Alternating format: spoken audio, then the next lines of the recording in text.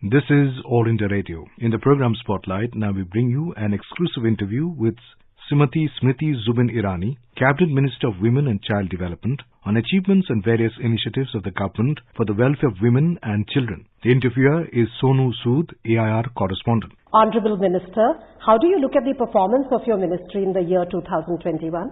No ministry in the Modi government works in isolation. We work as a cohesive team that complements each other's journey, each other's inputs. And as Minister of Women and Child Development, I'm particularly elated that every department of the Modi government is dedicated to the cause of women and children. Particularly women have been central to the government's efforts, as has been seen since 2014. We have seen that the Mudra Yojana, though not gender skewed, has over 70% beneficiaries that are women. We have seen that due to the efforts of Jan Dhan Yojana, we today have close to 70% women having a savings bank account, which was an abysmal 28% before the Modi government came into power in 2014. The fact that 10 crore toilets have been built, these are the 10 crore women that were bereft of toilets before 2014. The fact that Ayushman Bharat Yojana provides protection and medical cover to over 10 crore women and girls, I think is a blessing, especially given that women in the poorest of the poor families need access to affordable healthcare, which has now been made possible due to the Ayushman Bharat Yojana. In terms of manufacturing, in terms of enterprise, women have led from the forefront. India saw the rise of Indian women in Indian banking sector. But today, with a lady like Tessie Thomas leading efforts at DRDO, with a finance minister who is a woman, with Permanent Commission for Women in the Armed Forces, there isn't a field which is devoid of female leadership. So I think in totality, if you look at how the cause of women and particularly children has been served, it is not my service alone. It is that of the government as a whole. Ma'am, the Bill on Prohibition of Child Marriage Amendment Act 2021 was introduced in the Lok Sabha on 21st December. How were you able to muster the support? Can you tell us how increasing the minimum age of marriage for women from 18 years to 21 years will benefit women? If you look at the National Family Health Survey, you find between the ages of 15 and 18, we've had pregnancies up to the limit of 7%. We have seen that those women who've been surveyed at the age of 23, 24, they have said that around 23% of them were married below the age of 18. It is a challenge, especially when it comes to maternal health and child health. Malnutrition is an intergenerational challenge. It does not emanate only with the birth of a child. It emanates from the whole life cycle of a young girl, of a woman. And I think that today, when more and more families support the cause of education for young girls, support the cause of ensuring that they become a part of our labor force and productive participation in the economy, one needs to recognize that men and women in this 75th year of independence, as we celebrate Amrit Mahotsav, need to have equal rights when they enter into matrimony. The fact that you have a disparity in ages of choice of marriage, I think smacks of a revulsion of the Constitution. So if you hold the constitutional rights of women to be that of equal to men, then at par women and men shall enter into matrimony at the age of 21. That has been the desire of this government. And I think one needs to also say that right of equality should not be denied to women from particular communities or religious backgrounds or caste or creeds. And that is why when we presented the bill in Parliament, we said as a government that this needs to be ensured to all women across all religions, all communities, all castes and all creeds. Ma'am, COVID pandemic cast its shadow on women and children. What measures were taken to take care of their needs, especially for orphan children who lost their parents in the pandemic? The Prime Minister has been more than kind to extend a helping hand to children who have been orphaned. And that is why the PM Cares Fund for COVID orphans was pronounced. We ensured that as a hallmark of cooperative federalism that has been pronounced by the Honourable Prime Minister, we have participative inputs from every district magistrate, from every state government with regards to the facilitation that needs to be given to such a child. So be it academic support or monetary support, as has been announced under the PM Cares Fund for orphans, we have ensured that there is also a digital platform for a daily interface with local administration with regards to protection of such children. You must recognize that when the original lockdown was announced across the country, there were 2-3 major decisions taken. One was that all women helpline across the country will be functional 24/7. The other was that one-stop service centers, which protect women against violence and help amalgamate police, legal and medical services for women across the country in over 700 districts, were operational 24/7. We also ensured that women's shelter homes, women working hostels, childcare institutions have adequate support from the local administration and especially the police and the medical community. I must also say here that while we're talking about protection of women during the pandemic, one also must pay homage and a salutation to the female frontline workers during this entire pandemic. And I think that their contribution needs to be recognized time and again. We've had Anganwadi workers who have gone to the doorstep of every child and female beneficiary and given them the additional ration support that was needed. The take-home ration was delivered to every doorstep of close to 9 crore beneficiaries every 15 days. We had ASHA workers and Anganwadi workers partner when they went house to house to do surveys for the pandemic. So I think that the pandemic also became an opportunity to recognize the prowess of Indian women. Now, I remember in 2014 when Jan Dhan accounts were opened, there were many opposition parties that said, what is the need for such a bank account? And I think that the pandemic, in fact, re-established, or for that matter, established permanently, how efficient this entire banking service was for Indian women. We have to also salute, I think, the contribution of the bank sakhis. There was minimal movement to banking institutions and the brick and mortar institutions. And we had bank sakhis go to the doorsteps of every village to ensure that digital transactions were facilitated. I also feel that a compliment needs to be given to the PM Disha program, which spoke about digital literacy and especially for women. Ma'am, Beti Bachao, Beti Padhao is a flagship scheme of your government directed at welfare of daughters. To what extent has this scheme made an impact in improving the lot of the girl child? I think that when you look at the child sex ratio, that is a given indication of the success of this program of the Honorable Prime Minister. But I think that one of the greatest indication of how this has become a social cause, any Indian who walks out right now, let's say on a busy Indian street or would take to a highway, can see behind many vehicles, people, they themselves individually now pronounce the Beti Bachao Beti Padhao campaign. And I think that with the evolution of the Gender Inclusion Fund in the National Education Policy, the Prime Minister has decidedly also, I think, signified that ab waqt aaya ki beti ko badhao bhi.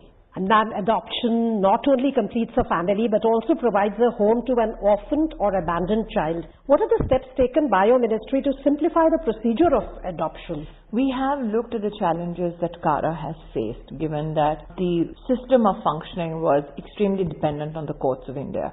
Given the backlog of such cases and resolutions that parents sought, we introduced an amendment to the JJ Act, and rules complementing the same will be now brought to the public domain in the next 10 days. We have been sensitive to the needs not only of children but also adopting parents. But one needs to recognize that a child getting integrated to a new family, especially a child who might have been traumatized or a child who has possibly needed some help to come to that part in their lives where they get integrated to a new environment, there has to be due diligence that needs to be undertaken. There has to be adequate support with regards to mental health. There needs to be adequate counseling for the expectant family, because it's a huge life-altering decision not only for the child but also the parents and especially the family, which will see this new human being coming into their entire ecosystem. And with the next 10 days of pronouncements of the new JJ rules, we will see that a lot of systemic challenges and red tape that was dragging down the process can now be rectified. We are also in a process now with the National Commission for Protection of Child Rights, with NALSA and with DPR&D going to undertake in the next 1 month an engagement across all districts with district magistrates and police officials to ensure that there's an understanding of the JJ rules. In this context, can you tell us something about the Childline Initiative? Well, the Childline Initiative currently is in a process of transition. When I took office, there was a system where if a child calls, there was first a call which switches over to an NGO, and then the NGO would forward it, let's say, to the police or to a counsellor. My opinion has been, and that of the stakeholders, that when a child calls a helpline, their first desire is to contact either a counsellor directly or to the police directly. And that is why we have been productively working with the Ministry of Home Affairs and NIMHANS, which is one of the premier mental health institutions in the country, to ensure that if a child calls, we can have the adequate protocol that kicks in immediately instead of delaying solutions to a child. So 1098 is very much functional, but it's in a process of transition. Ma'am, nutrition is a basic need of any human being. What all steps have been taken by your ministry to promote nutrition among women and children of the economically weaker sections of the society? Can you please shed some light on the progress under the Poshan Abhiyan? We have for the first time amalgamated technology and the ground force with regards to nutrition and brought it together on one platform under the Poshan Tracker. We deployed the tracker, which is a technological platform, last March. And in just 3 months, we had over 7 crore beneficiaries tracked every day. Today, it's a robust system that tracks beneficiaries across all states of the country, a first in independent India, with 9 crore beneficiaries, whether they've received their services or not. It helps Anganwadi workers, in fact, with the help of technology, itemize where all the services in terms of gaps need to be ascertained or need to be provided. It helps district and state administration to ensure that a check can be kept so that there is absolutely no gap through which a beneficiary falls. We have for the first time last January on the 13th pronounced a guideline, which is an administrative framework for nutrition. Never before was administrative structure available for monitoring and implementation of the nutrition program in the history of our country, which emanated from the district and went right up to the cabinet secretariat. We have, with the blessings of the Prime Minister's office, ensured that such a structure now has set in and is implementable. Ma'am, your ministry in 2021 has organized several conferences and programs like Poshan Pakhwada, Rashtriya Poshan Ma, National Conference on Women Winning Against TB. Do you feel that these events are instrumental in sensitizing people and creating awareness about key issues that need focused attention and action from all stakeholders? Absolutely. I think that there are many facets of development or many facets of challenges that need to be addressed from a female perspective. Let's say, for the matter that you speak of, the TB conference, for the Honorable Vice President of India to come and bless us with his support for women and children who are fighting TB, brought much needed attention to the fact that there is a social stigma that is attached especially to a woman who suffers from TB. We had 2 survivors who came on the conference and in front of the Honorable Vice President spoke about the societal challenge, this challenge of stigmatization, which TB brought to a young girl and to a widow. And I think that it is essential that this year not only is marked by more such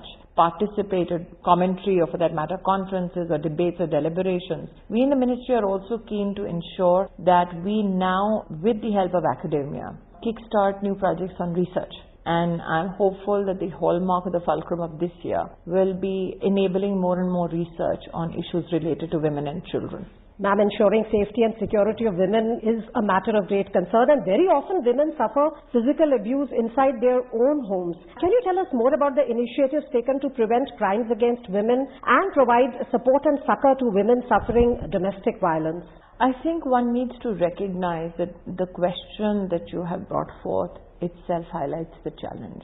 That while infrastructurally you can provide under the Nirbhaya Fund Women's Help Desk, which we have done so across all police stations in the country, while you can provide for more forensic labs and more forensic kits, while we do ensure that infrastructure for women's shelter homes is strengthened, working women's hostels are more functionally effective for women, while we are looking towards providing more and more creches for working women, while we are looking at ensuring that administratively we look at young girls so that they are not victimized through means of violence, while we are looking at providing more and more opportunity for girls to get educated. Significantly, your question, I think, highlights one of the biggest banes in our society. How do you protect a woman from her own loved ones in her own home? And I think apart from the fact that we have helplines that are functional, apart from the fact that under NIMHANS we've provided counseling, there needs to be a societal understanding that change has to also begin from communities and families. So through you, I would today appeal to communities, to neighborhoods, to families. If you know of violence that has been brought upon on a woman by a loved one, then that needs to be reported. That woman needs protection and counseling. The government and administration is a phone call away. Thank you so much, ma'am, for this invigorating and inspiring discussion. Thank you. You were listening to an exclusive interview with SMRITI Zubin Irani, Cabinet Minister of Women and Child Development, on achievements and various initiatives of the government for the welfare of women and children. The interviewer was Sonu Sood, AIR correspondent. This program was produced and presented by the News Services Division of All India Radio.